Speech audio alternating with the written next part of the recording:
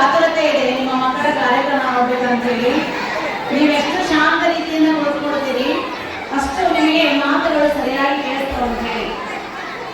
ಇಂದಿನ ಒಂದು ಈ ಶುಭ ಸಮಾರಂಭದ ವೇದಿಕೆಯನ್ನು ಅಲಂಕರಿಸಿದಂತಹ ಪೂಜ್ಯರಾದಂತಹ ಶ್ರೀ ಒಂದು ಸ್ವಾಮೀಜಿಯವರ ಪಾದಗಳಲ್ಲಿ ಪಡಮಟ್ಟು ವಿಘ್ನೇಶ್ವರರ ಒಂದು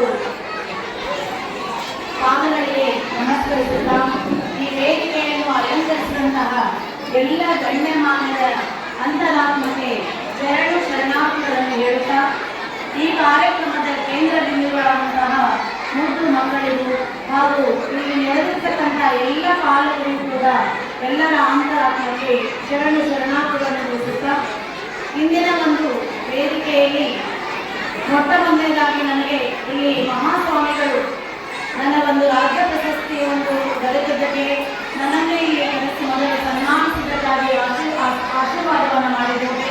ಅವರಿಗೆ ನಾನು ನನ್ನ ವೈಯಕ್ತಿಕವಾಗಿ ನನ್ನ ಕುಟುಂಬದ ಪರವಾಗಿ ಅವರಿಗೆ ಹೃತ್ಪೂರ್ವವಾದಂತಹ ನಮನಗಳನ್ನು ಧನ್ಯವಾದಗಳನ್ನು ಮತ್ತು ನಾನು ಸ್ವಾಮೀಜಿಯವರಿಗೆ ತಿಳಿಸ್ತಾ ಇದ್ದೀನಿ.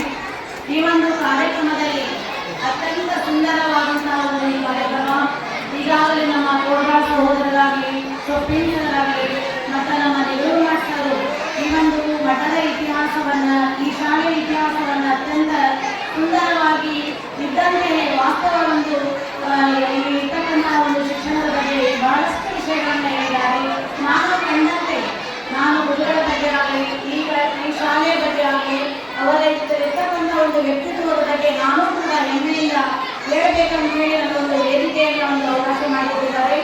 ಗುರುಗಳು ಇಲ್ಲಿ ಇರ್ತಕ್ಕಂತಹ ಒಂದು ಒಳ್ಳೊಳ್ಳೆಯ ಕೆಲಸಕ್ಕೆ ಈಗಾಗಲೇ ಕೋರ್ಬಾಳ್ ಸರ್ ಹೇಳಿದಂತೆ KET ವಿದ್ಯುತ್ತನ್ನು ಕೊಡ್ತಕ್ಕಂಥ ಅಂದರೆ ಬೆಳಕನ್ನು ಕೊಡ್ತಕ್ಕಂತಹ ಒಂದು ಜಾಗವಾಗಲಿ, ಎಲ್ಲರಿಗೆ ಬಸ್ ನಿಲ್ದಾಣ ಆಗಲಿ, ಮತ್ತೆ ಶಾಲೆ ನಮ್ಮ ಶಾಲೆ